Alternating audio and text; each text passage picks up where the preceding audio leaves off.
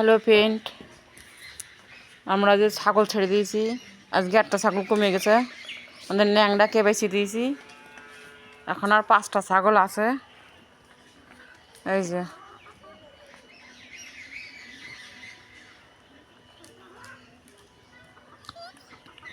সুন্দর সুন্দর।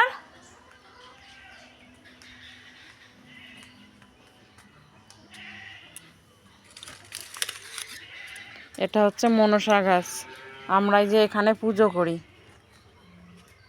দেখেছো কত সুন্দর গাছটা হয়েছে না?